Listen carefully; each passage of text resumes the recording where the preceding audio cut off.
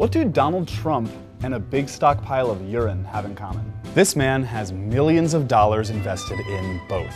This is Robert Mercer, and here's why you need to know who he is. Mercer is a reclusive billionaire and major Republican donor. In 2014, he donated more to the Koch brothers' political machine than the Koch brothers did. So where did he get all that money? By predicting the future. Mercer is a genius computer scientist, and he used that to build algorithms, which he then used to make smart investments. He's co-CEO of Renaissance Technologies, one of the most profitable hedge funds in the country. Associates say Mercer told them he's never had a nightmare. They called him an automaton and an icy-cold poker player.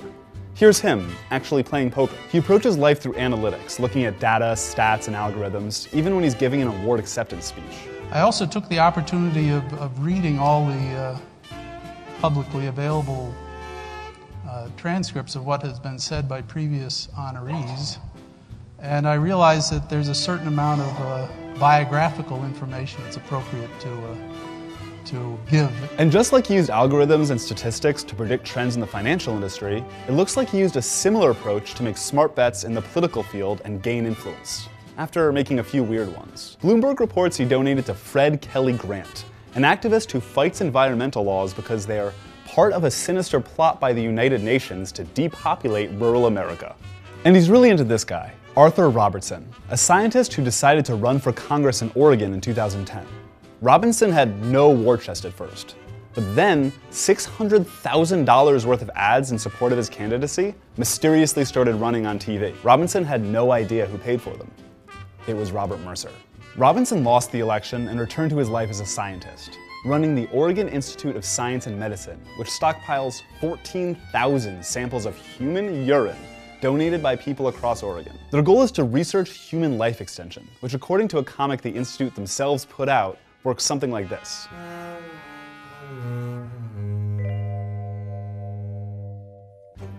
Mercer donated $1.4 million to this lab. That could be considered a precursor to the super PAC he would one day fund for Donald Trump, which is, no joke, called Make America Number One. Other losers he funded? Ted Cruz, Carly Fiorina.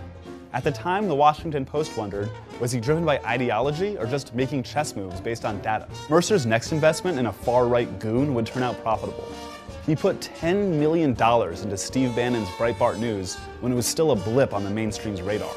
Putting money in an obscure nationalist blogger who ends up in the White House is the same as putting money into some guys building computers in their garage who turn into Apple. It was smart. Mercer's daughter would eventually recommend personally to Trump that he hire Bannon. The Mercers are the principal investors in Cambridge Analytica, a firm that mines data online to figure out how to influence voters with what The Guardian calls micro-targeted propaganda. They basically figure out who is most susceptible to right-wing ideology and feed them that content. Steve Bannon was on the board. They were hired by the Brexit team and then the Trump campaign.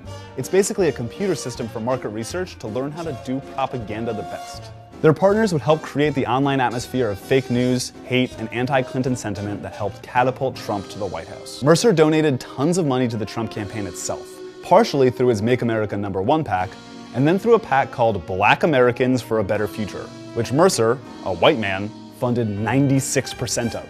He hosted a party shortly after the election with a heroes and villains theme. Kellyanne Conway, Steve Bannon, and President-elect Trump all showed up. Mercer's motivations beyond pure logic and data are unclear, but some of his views align with the Republican Party. He hates the Clintons and doesn't understand why the government should provide safety nets for Americans. He also isn't that worried about nuclear war.